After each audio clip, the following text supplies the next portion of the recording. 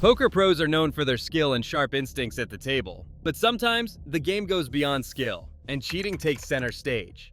In this video, we're revealing the most shocking moments when top players cross the line to win by breaking the rules. Ali Tekintamgak, journalist-assisted cheating. In 2010, during the World Poker Tour in Barcelona, something strange happened.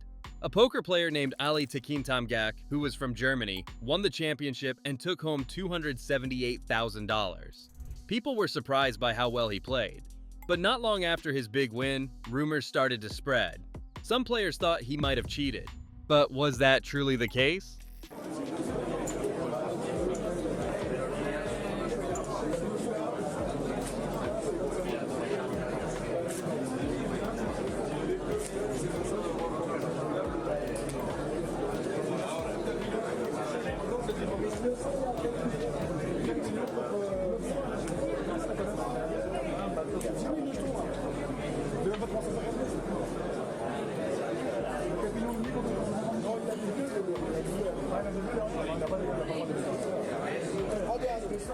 During the final hand of that tournament, a video showed something odd. A man standing right behind Ali's opponent, Roberto Garcia, had a camera. He looked like a journalist. But this man wasn't just filming the game. He tilted the camera in a way that let him peek at Garcia's cards.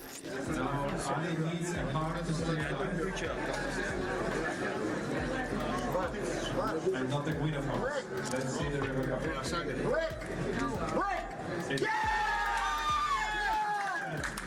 The winner is Ali from Germany. He's the WPT tennis champion. Well done. Receiving. Then, he made small hand signals toward Ali. Moments later, Ali made the perfect move and won the hand. That's when people really started to question his win. Later that year, Ali was supposed to play in the main event of the Partouche Poker Tour in Cannes. But before the final table began, the organizers kicked him out. They said he had been using fake journalists to cheat by showing him other players' cards. In 2011, a YouTube video of the WPT final hand came out. In the first 35 seconds, viewers saw the journalist standing behind Garcia, signaling Ali after looking at his hole cards. People couldn't believe what they saw. It was clear that this was more than just luck. It was cheating. But that video was just the beginning. What came next revealed something even bigger. Ali didn't work alone. A court in Augsburg, Germany, later found that he had a whole team helping him. Some of his helpers worked as casino employees. Others pretended to be part of the media. They all had one job: to spy on opponents' cards and tell Ali what they saw.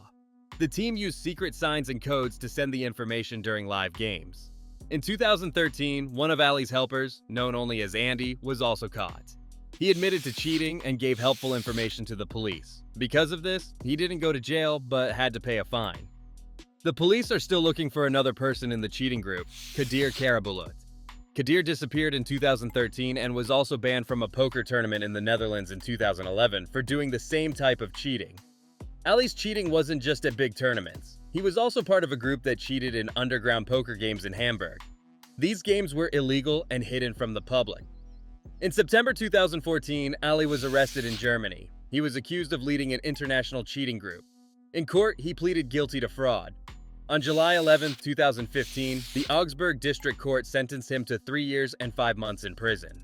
Many poker players were angry that he had been allowed to play in other events after the first cheating claims. One player even confronted Ali, and Ali replied with a threat. But in the end, the truth came out. Ali Tekintamgak went from a poker star to a prisoner. His story became a warning for everyone in the poker world. Cheating may help you win a hand, but it won't help you win in the end. But Ali wasn't the only one. Soon, the poker world would uncover an even more high-tech cheating scheme. Second Ultimate Bet Superuser. In one of the darkest chapters of online poker history, the Ultimate Bet and Absolute Poker scandals exposed a sophisticated insider cheating operation involving superuser accounts, tools that let cheaters view opponents' hole cards in real time.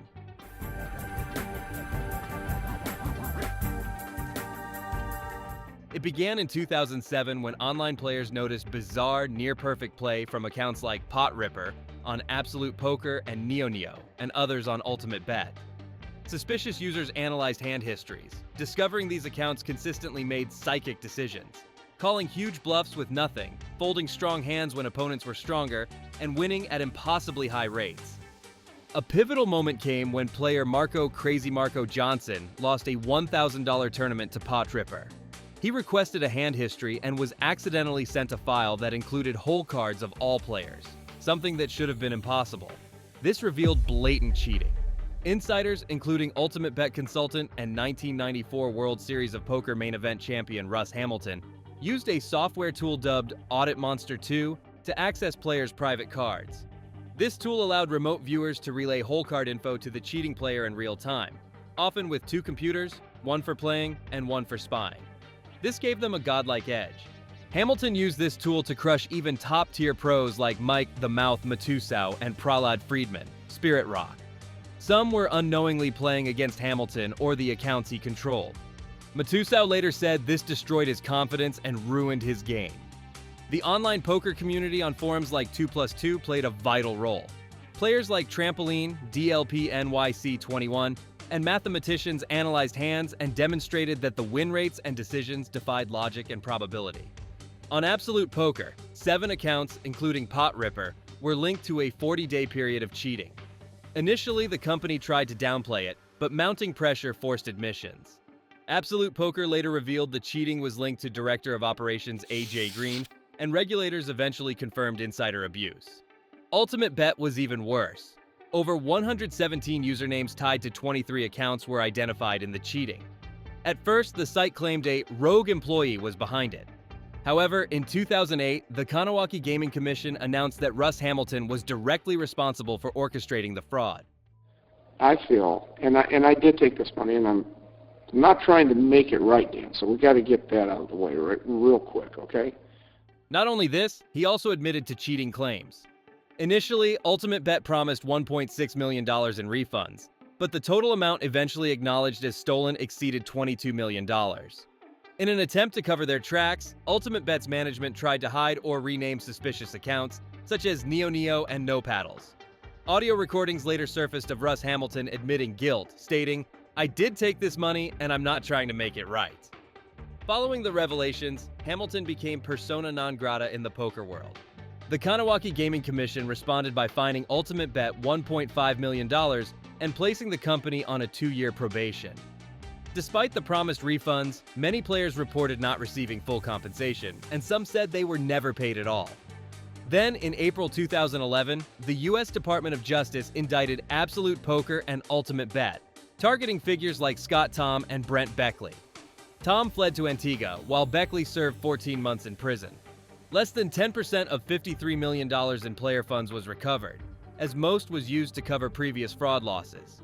Just when players thought the worst was over, a new scandal emerged, this time live and on camera. 3. Mike Postal's amazing play. It all started on January 12th during a poker game at Stone's Gambling Hall near Sacramento, California.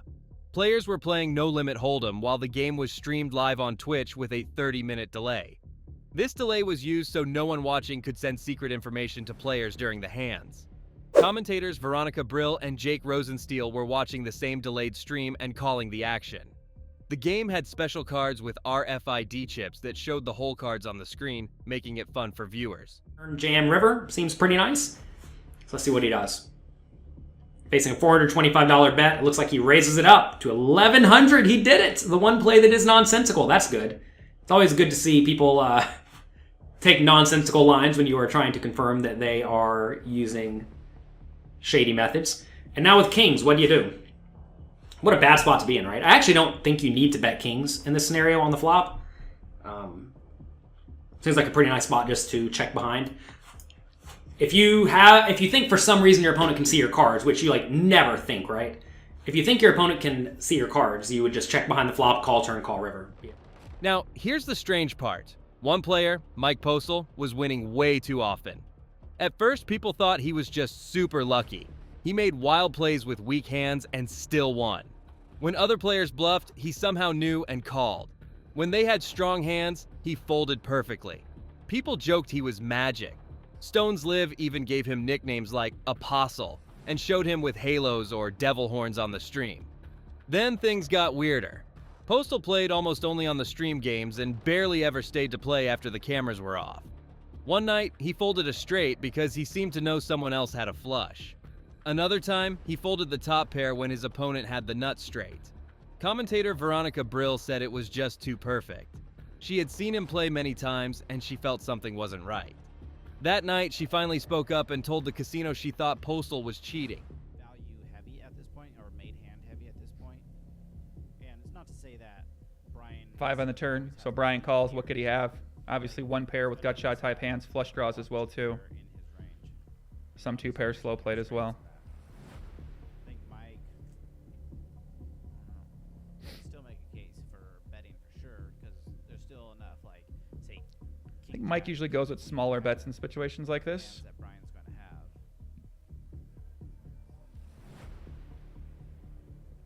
Yeah, 185. See, he kind of goes, he does these kind of thing when he's beat. He'll bet a very small size on the turn. Sizes down. But that's not all. Stones Casino said they investigated but found no cheating. So Veronica contacted Joey Ingram, a famous poker YouTuber. He watched hundreds of hours of poker videos showing strange hands and perfect folds. Many poker fans joined in too, sharing charts, watching Postal's moves, and even looking at how he held his phone and hat during games. As the poker world buzzed with news, Postal denied cheating. He said he was just very good at reading people and had great instincts. But the internet detectives noticed he always had his phone in his lap and never lost it when certain staff members were working. People began to suspect someone on the inside was helping him. The lawsuit called this person John Doe 1. Things got more serious. A lawsuit was filed asking for $10 million from Postal, $10 million from Stone's Gambling Hall, and $10 million from their poker manager, Justin Curates. The lawsuit said Postal received info through a hidden device or phone and that Stone's Casino tried to hide the cheating. But in the end, the case was dismissed. After the dismissal, Veronica Brill responded by saying Postal had help from inside the casino and that law enforcement didn't do enough. She stood by her belief that cheating happened. Postal won over $250,000 in those games. Many believe justice still wasn't served. The story of Mike Postal remains one of the wildest cheating scandals in poker history. 4. Frog poison. Bryn Kenny was once known as one of the best poker players in the world. He won over $65 million playing poker and was ranked #1 for a long time. But in 2022, things got weird. Really weird. That year, a player named Martin Zamani went on a podcast and told a wild story.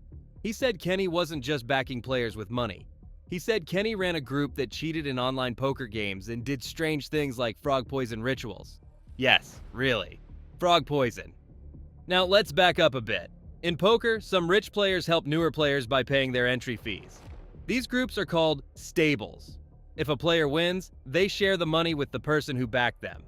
Kenny ran a stable like this, but according to Zamani, the stable didn't play fair.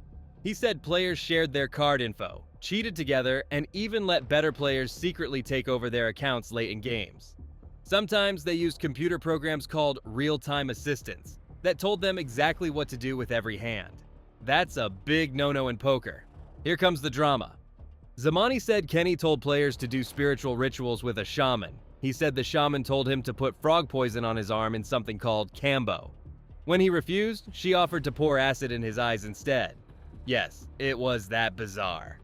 Zamani also said players got really sick from these weird rituals. Even stranger, some people say Kenny himself played on other people's accounts, pretending to be them in games. What happened next? Kenny tried to explain himself in an interview, but most poker fans didn't believe him.